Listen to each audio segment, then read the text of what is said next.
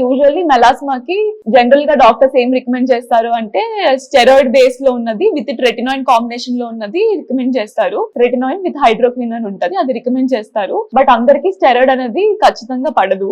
And ఇప్పుడు latest procedures లోకి వస్తే కెమికల్ పీలింగ్ అంటాం. కెమికల్ పీల్స్ అంటే అది మనం పీల్ అంటే అది ఒక లిక్విడ్ లా ఉంటది. అది యూజువల్లీ బయట దొరకదండి, అది మనం ఏస్థెటిక్ క్లినిక్స్ లో డర్మటాలజీ క్లినిక్స్ లో ఉంటాయి. ఆ కెమికల్ పీలింగ్ లో ఆ పీల్ అనేది అప్లై చేస్తుంటాం అన్నమాట. సో గ్లైకోలిక్ ఉంటది, medium peels, superficial peels, deep peels అంటాం. మీడియం పీల్స్ అంటే మీ స్కిన్ పై లేయర్ లో యాక్ట్ చేసేది మీడియం పీల్స్. సూపర్ఫిషియల్ పీల్స్ అంటే మీ స్కిన్ పై లేయర్ లో యాక్ట్ చేసేది సూపర్ఫిషియల్ పీల్స్.